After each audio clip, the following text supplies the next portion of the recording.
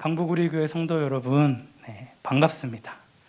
매주 한 번 이상은 설교하러 이 강단에 올라왔었는데 한 달 만에 이 자리에 서게 되니 여러 감정들이 교차하게 되는 것 같습니다.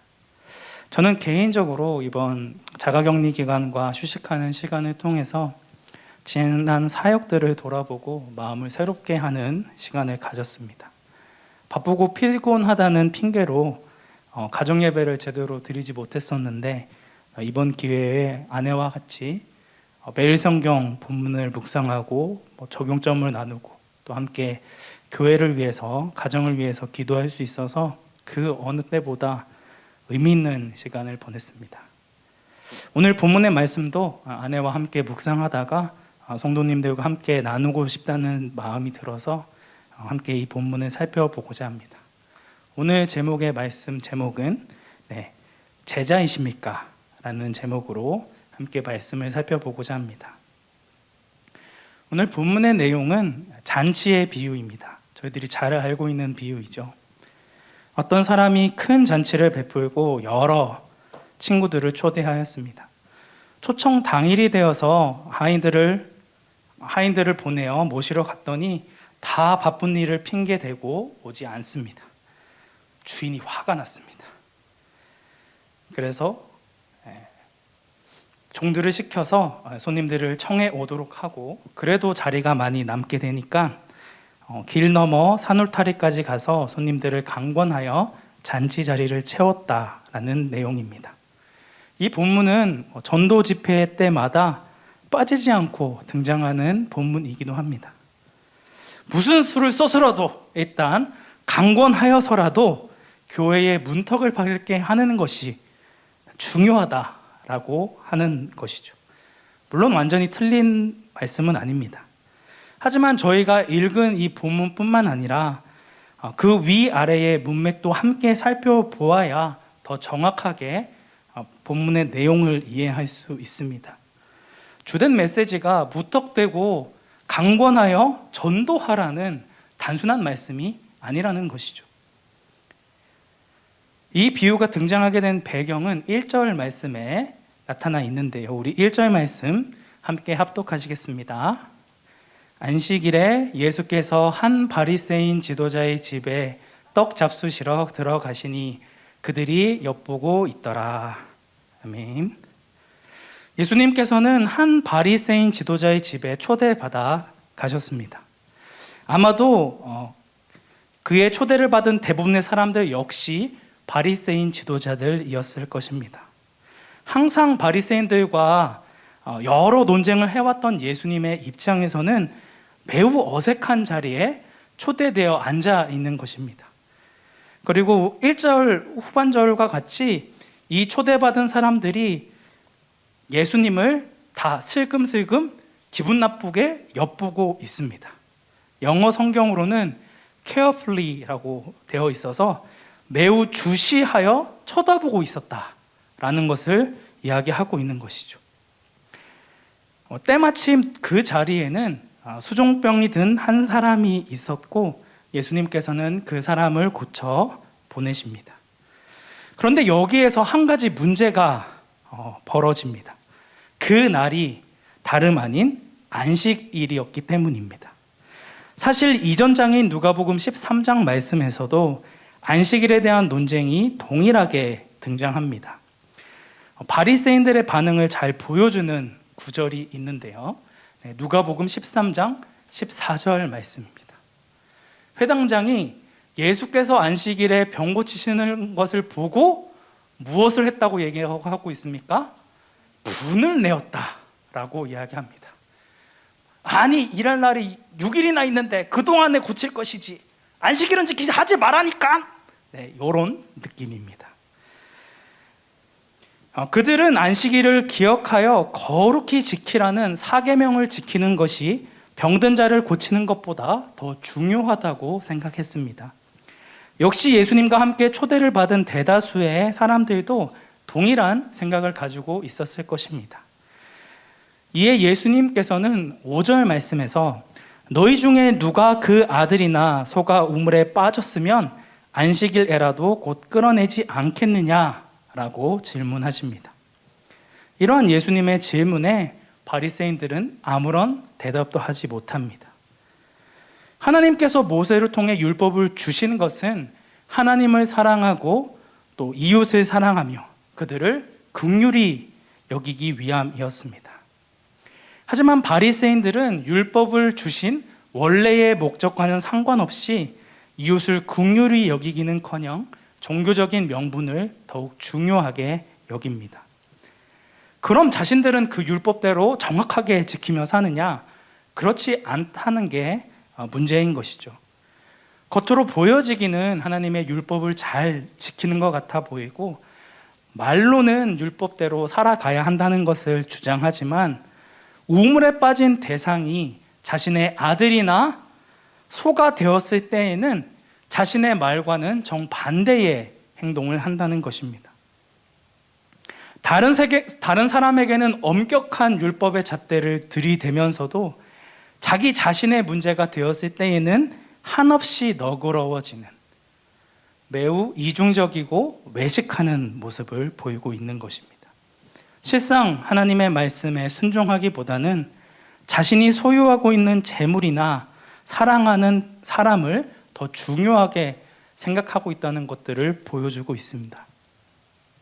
예수님은 이러한 이중적인 모습을 보이는 바리새인 지도자들을 향해 잔치의 청함을 받을 때에 높은 자리에 앉지 말고 차라리 끝자리에 가 있으라 라고 말씀하십니다.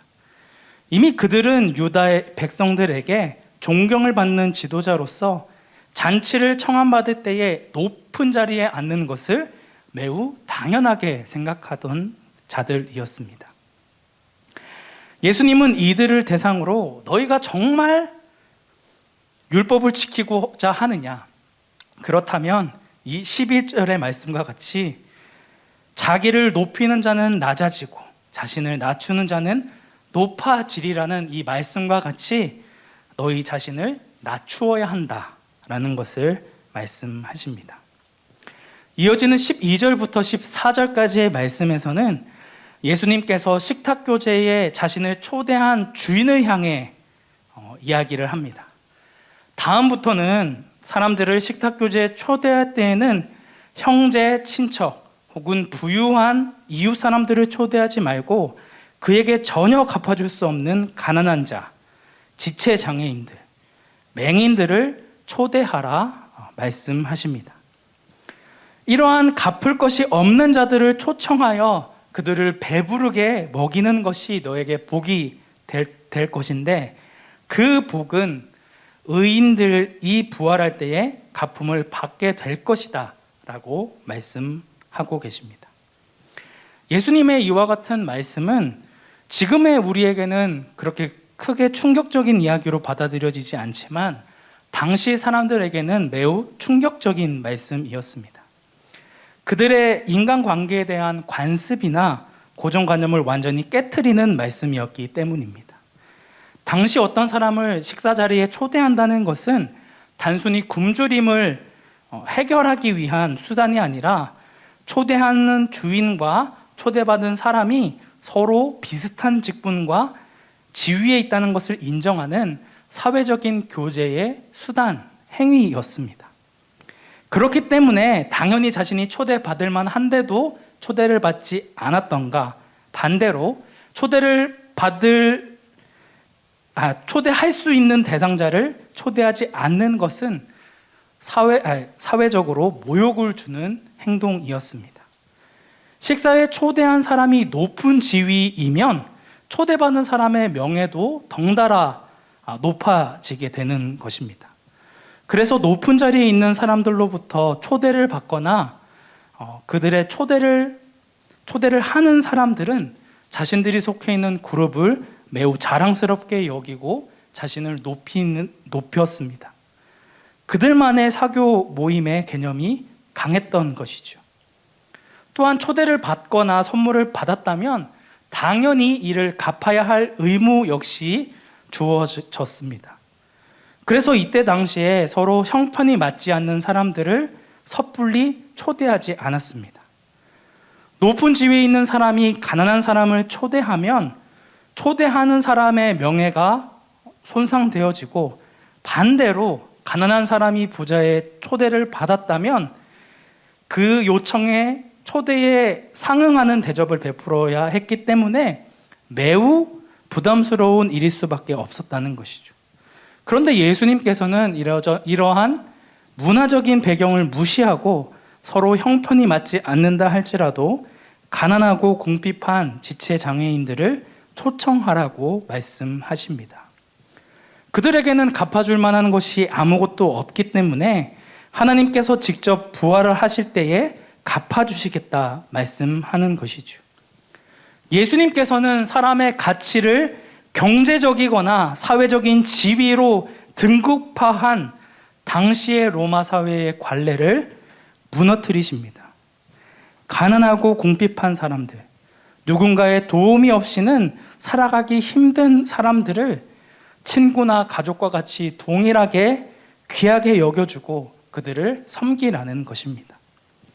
또한 너희들도 가난한 사람들과 지체장애인과 같이 하나님의 긍휼을 받아야 할 동일한 죄인이다라는 것을 인정할 것을 말씀하시는 것입니다. 높은 자리에 앉아 온갖 혜택을 누리고 있던 바리새인들은 도저히 받아들이기 힘든 이야기일 수밖에 없습니다. 반면 예수님은 어떻게 행하셨습니까? 아무런 거리낌 없이 누군가의 도움이 필요한 수많은 환자들과 세리들 그리고 죄인들과 함께 식탁 교제를 나누었습니다. 말로만 하나님의 말씀에 순종할 것을 가르치신 것이 아니라 자신의 삶을 통하여 도저히 갚을 수 없는 자들을 긍휼히 여기시고 은혜를 받을 만한 자격이 전혀 없는 자들을 은혜 가운데로 부르셨다는 것입니다. 여기에서 이 예수님의 불편한 이야기를 들은 한 사람이 이와 같이 이야기합니다. 우리 15절 말씀 함께 합독하도록 하겠습니다. 함께 먹는 사람 중에 하나가 이 말을 듣고 이르되 무릇 하나님의 나라에서 떡을 먹는 자는 복되도다 하니. 그냥 이 문맥을 따지지 않고 이 말씀 자체만 보면 매우 좋은 말씀인 것 같아 보입니다. 그런데 이 사람의 말은 예수님의 말씀에 정면적으로 반박하는 이야기였습니다. 예수님의 말씀이 기분 나쁘고 심기가 불편해져서 자신들의 처지를 변명하고 있는 것이죠. 아니, 가난하고 궁핍한 사람들과 함께 식사하는 것이 우리의 복이 된다고요? 천만의 말씀입니다. 우리는 이미 하나님의 나라에서 잔치를 베풀 때에 그 자리에 있으면서 떡 먹고 있을 자들입니다. 왜 자꾸 우리에게 부족함이 있고 뭔가 잘못을 행한 것처럼 상식 밖의 이야기를 하십니까? 라고 따지고 있는 것입니다. 다시 한번 강조하지만 당시의 바리새인들은 정치적으로나 종교적으로 매우 모범적이고 존경을 받는 사람들이었습니다. 그들 스스로가 하나님의 율법에 따라 모범을 보이며 살아간다는 자부심이 대단했기 때문에 하나님의 나라에 들어갈 충분한 자격과 조건을 갖추고 있었다고 믿었다는 것이죠. 그렇기 때문에 그들은 25절의 말씀과 같이 우리는 당연히 하나님의 나라에서 떡을 먹을 것입니다 라고 답변할 수 있는 것입니다. 하지만 예수님께서는 이러한 바리새인들의 잘못된 확신에 대한 답변으로 오늘 읽은 이 잔치의 비유를 말씀하십니다. 이 비유를 통해 과연 하나님의 나라에 들어갈 수 있는 사람은 누구인가 라는 것을 살펴보라는 것입니다. 17절에 나와 있는 것과 같이 어떤 사람이 큰 잔치를 베풀고 이미 초대를 받은 사람들에게 종들을 보내어 모든 것이 준비되었으니 와달라고 요청을 하게 됩니다. 이때 두 번 요청하는 것은 정석이었습니다. 오늘날도 결혼한다고 첨첩장을 보내는 것으로 끝이 아니죠, 그렇죠? 이 사람이 올지 안 올지 다시 한번 확인을 하잖아요. 그런 것과 비슷하다고 생각하시면 됩니다. 하지만 요청을 받은 사람은 하나같이 오지 않겠다라고 거절합니다. 그 거절의 내용은 참으로 신기하게도 일치한 내용을 가지고 있습니다. 나는 밭을 샀고 소 5겨리를 샀고 장가를 들었기 때문에 가지 못하겠다는 것입니다. 지금이나 그때나 밭을 사고 소를 사고 장가를 드는 일에는 매우 많은 비용이 들어갑니다. 이 사람들의 거절의 내용은 일치하게 다 경제적인 이유 때문에 자신이 뭔가를 샀기 때문에 장가를 들었기 때문에 못 가겠다라고 하는 것입니다. 그나마 20절에 있는 사람은 양해를 구하지도 않습니다. 거의 그냥 통보를 하는 것이죠. 자, 이것이 의미하는 바가 무엇일까요? 이는 앞에서 설명했던 배경과 연결이 되어집니다. 처음 주인공으로부터 잔치에 초대받았을 때에는 너와 내가 비슷한 처지에 있기 때문에 그 잔치에 가겠다고 했지만 지금은 어떻다는 것입니까? 내가 너보다 사회적으로나 경제적으로 더 높은 자리에 있다는 것입니다. 이제는 초청했던 사람보다 내가 더 위에 있으니 여러 가지 핑계를 대며 잔치에 가지 못하겠다고 거절을 했다는 것입니다. 야, 그때 내가 아니야. 미안하지만 이제 너와 나는 급이 달라, 급이. 내가 그런 후진대를 가야 돼? 안 가겠다는 것입니다. 이미 충분한 시간이 주어져 있었기 때문에 미리 연락을 줄 수도 있었고 그들의 변명이 전혀 타당한 이유가 될 수 없음에도 불구하고 그들의 반응은 매우 단호하고 어떻게 반응하든지 개의치 않습니다. 약속을 이행하지 않아 사회적인 명예가 실추되더라도 당장 자신의 욕망을 채우는 것이 우선이고 지금 당장 내 자신이 하고 싶은 대로 하는 것이 더 중요하다는 것입니다. 반면 초대에 응하지 않은 자들로 인해 명예가 실추되어진 주인은 매우 크게 노하게 됩니다. 당연하죠. 저 같아도 너무 화가 났을 것 같습니다. 그럼에도 주인은 잔치를 포기하지 않고 자신과 동등한 입장이 아닌 자들, 원래대로라면 잔치에 참여할 자격 없는 자들을 불러 모아서라도 잔치를 강행하게 됩니다. 주인은 위의 문맥에서 예수님께서 말씀하셨던 것처럼 도저히 이 잔치를 받고 이를 갚을 수 없는 자들, 다시 말해 가난하고 몸불편하고 맹인이고 보지 못하는 저는 자들을 데려오라 하며 마을 공동체에 들어올 수 없는 빈곤층의 사람들이나 거처없이 떠돌아다니는 나그네들을 잔치 자리에 초대합니다. 이전이었다면 상상할 수 없었던 자들이 잔치에 참여하게 되었다라고 하는 것입니다. 이를 통해 하나님께서는 너희가 내 초대에 도저히 응하지 못할 자격 없는 자였다 할지라도 나의 택한 종들을 통해 너희에게 복음의 말씀을 전하게 하여 기어코 내가 예비한 사랑과 복을 주시고야 말게 하겠다는 당신의 열심을 드러내십니다. 그 반대 측면에 있는 사람들에게는 24절의 말씀이 주어집니다. 우리 24절 말씀 함께 합독하겠습니다. 내가 너희에게 말하노니 전에 청하였던 그 사람들은 하나도 내 잔치를 맛보지 못하리라 하였다 하시니라. 아멘. 예수님께서는 오늘 비유에 등장하는 주인의 입을 빌려 당시 현장에 있었던 바리새인 지도자들에게 경고하고 있는 것입니다. 전에 청하였던 그 사람들은 하나도 내 잔치를 맛보지 못하리라. 예수님께서 이 땅 가운데 오셔서 자신이 하나님의 아들이심을 끊임없이 드러내시며 많은 사람들에게 구원의 잔치 가운데 참여할 것을 요청하셨습니다. 그러나 바리새인들과 같은 종교 지도자들이 사사건건 예수님과 논쟁하기를 그치지 않으며 예수님의 말씀을 우습게 여기고 귀 기울이지 않았습니다. 종교적인 명분만 중시하던 이중적인 삶에서 돌이켜 주님이 원래 율법을 주셨던 긍휼한 마음으로 모든 사람을 종기 여기라는 이 말씀을 거절하고 거부합니다. 그 누구보다도 하나님 나라에서 만찬을 참여할 것을 바라보며 소망하고 있던 바리새인들이 지금 현재 예수님이 베푸는 구원의 축제를 거부하고 배척하고 있다는 것입니다. 참으로 안타깝고 어리석은 모습이 아닌지 모릅니다. 그런데 이와 같은 바리새인들의 모습이 오늘 우리의 모습은 아닌지요.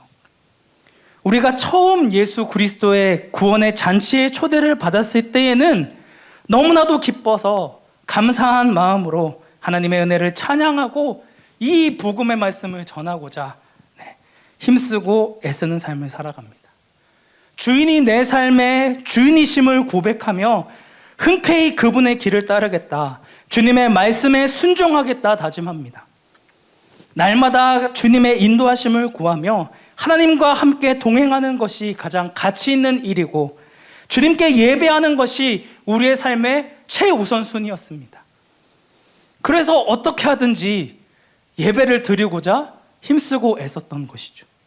하지만 어느새부터인가 하나님보다 내가 소유하고 내가 관심 있는 것에 시선을 빼앗기기 시작합니다. 내 삶의 우선순위가 하나님이 아닌 다른 것으로 바뀌게 됩니다. 예배를 소중하게 여기고 주님으로 가득했던 우리의 마음이 세상의 것으로 하나 둘씩 채워지기 시작합니다. 하나님을 알지 못하는 자들을 불쌍히 여기고 존귀히 대하고자 했던 그 긍휼의 마음은 온데간데 없이 사라져버리고 어느새 차디찬 율법의 잣대만이 남아 사람들을 쉽게 판단합니다. 저 권사는 저게 문제고 그 집사는 이게 문제야.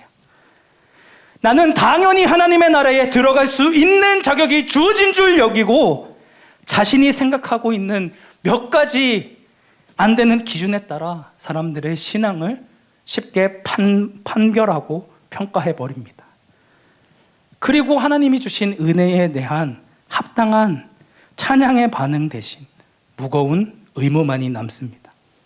내가 얼마나 열심히 신앙생활을 했는데, 내가 얼마나 많이 헌금을 하고 봉사를 했는데 어떻게 하나님은 이렇게 나를 대하시고 이런 참담한 일을 겪게 하시는가?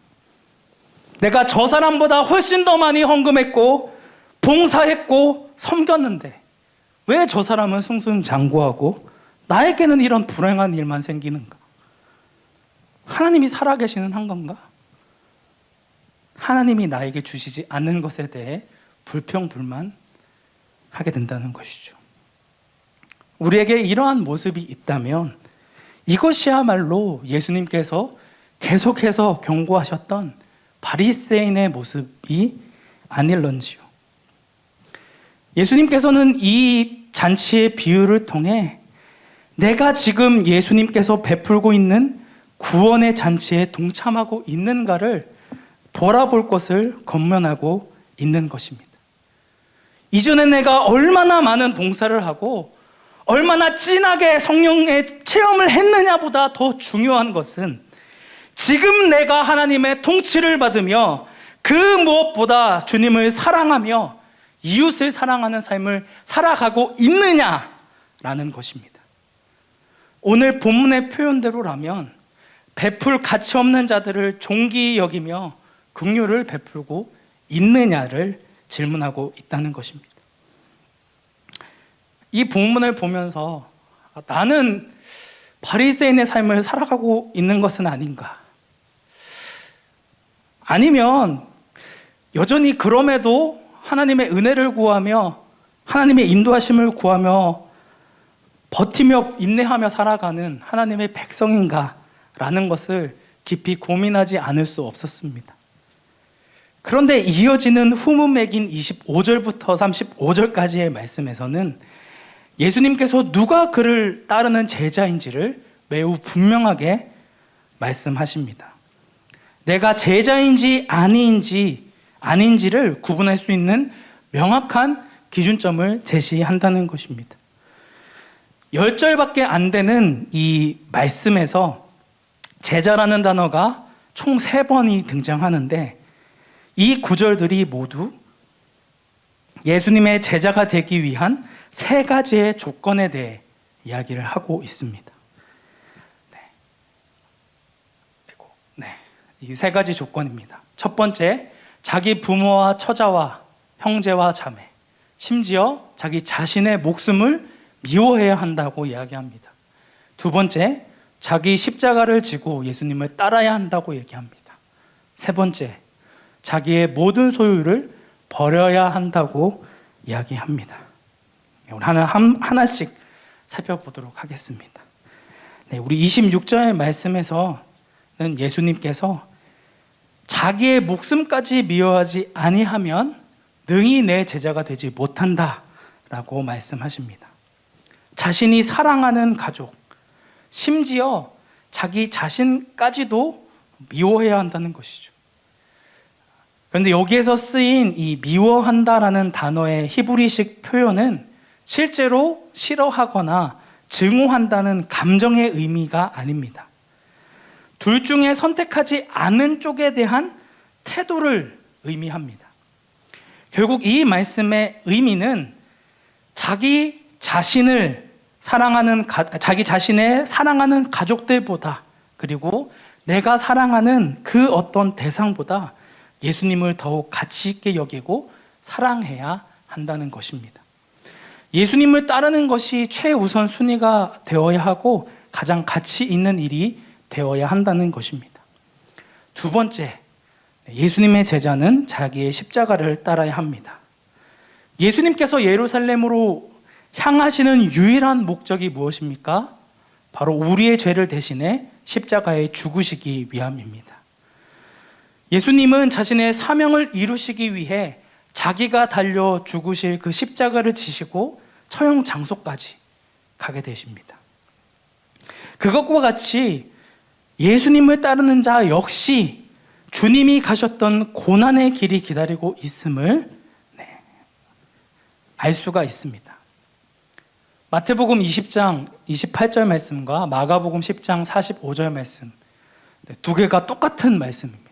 우리 말씀 함께 합독하도록 하겠습니다.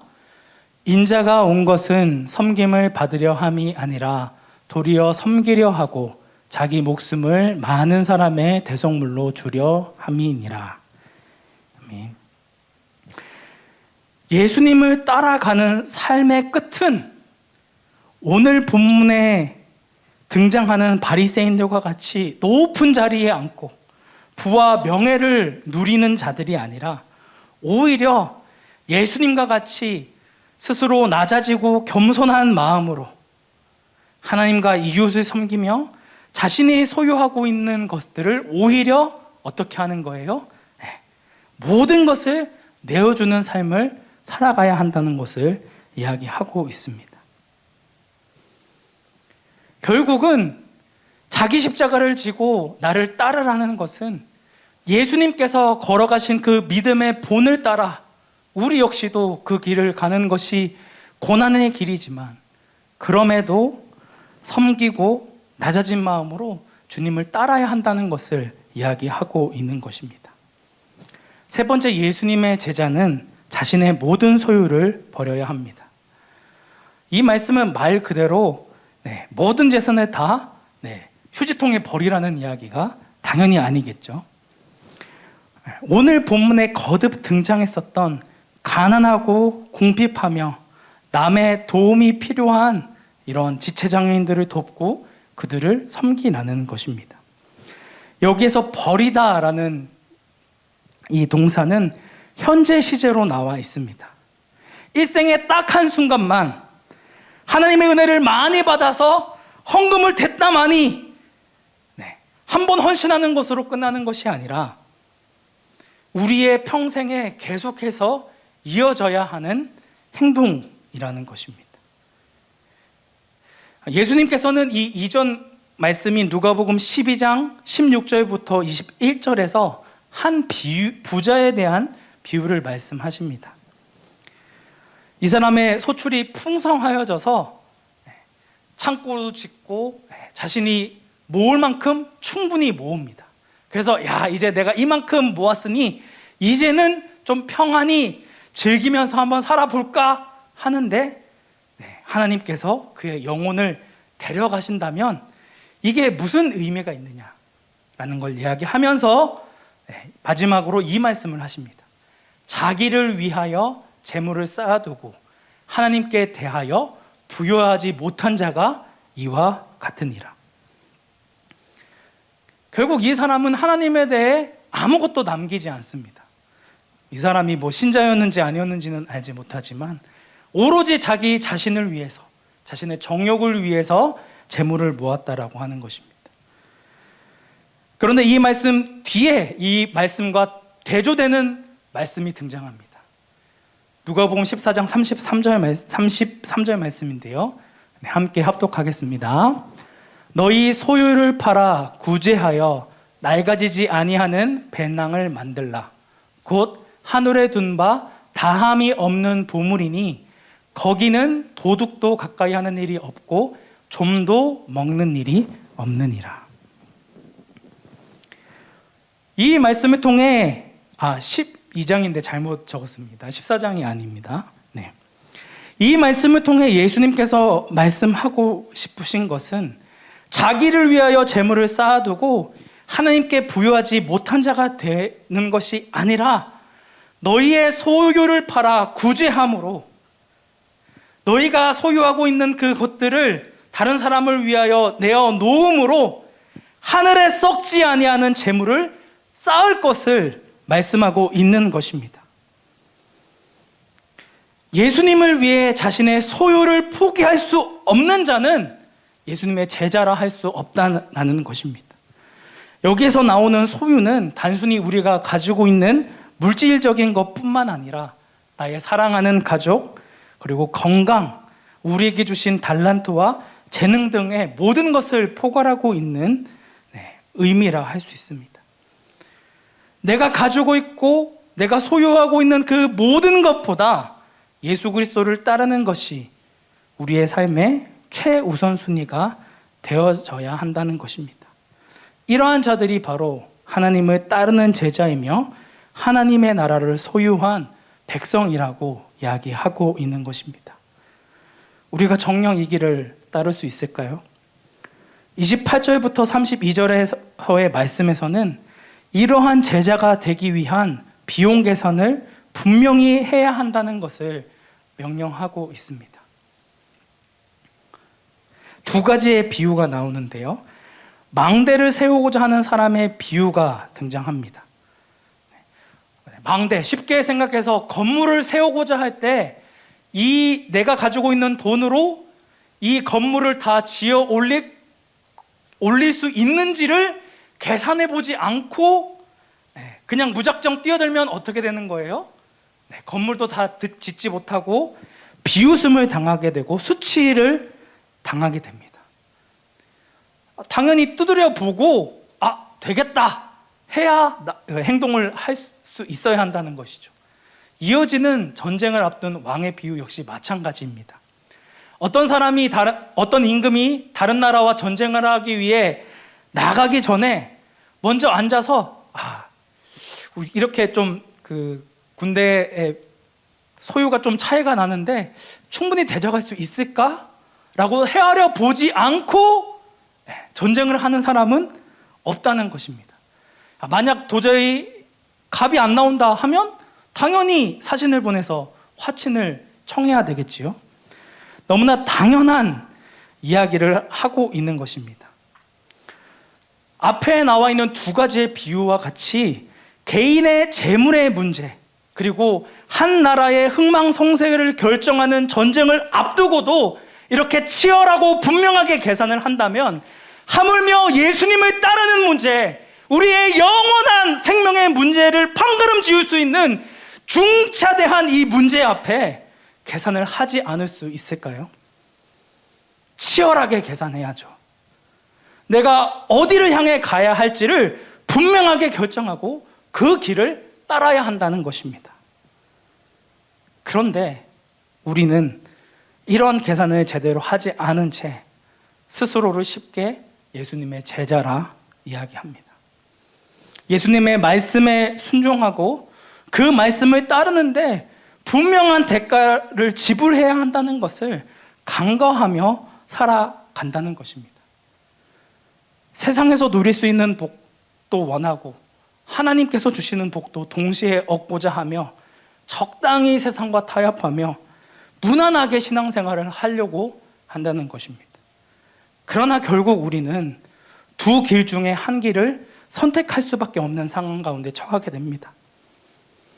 내 자신이 하나님의 자리에 앉아 내 자신의 정욕과 욕망대로 살아가는 삶을 살 것이냐, 아니면 하나님이 우리의 삶의 주인임을 알므로 우리가 소유하고 있는 모든 것을 내어 버리고서라도 주님의 뜻을 따르는 삶을 살아가기를 원하는가, 심각하고 치열하게 고민해야 한다는 것입니다.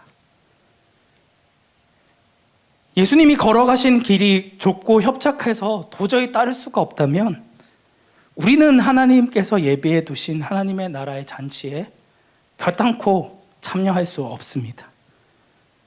오직 그 길이 고난의 길이요, 이 세상에서 많은 것을 포기하는 것 같이 보인다 할지라도 이 길을 걸어가는 것이, 남들이 다 미련하다고 적당히 좀 하라고 하는 이 주님의 말씀을 따라 순종하는 길이 참으로 복된 길임을 아는 자가 하나님의 나라에 들어갈 수 있다라고 하는 것입니다. 사랑하는 강북우리교회 성도 여러분, 여러분은 누구를 따를지, 그리고 그 예수님을 따르는데 소요되는 비용의 계산을 마치셨습니까? 오늘 우리가 살아가고 있는 이 시대는 하나님께 감사할 줄 모르고 하나님께서 우리에게 베풀어 주신 은혜와 사랑의 가치를 전혀 느끼지 못하는 시대입니다.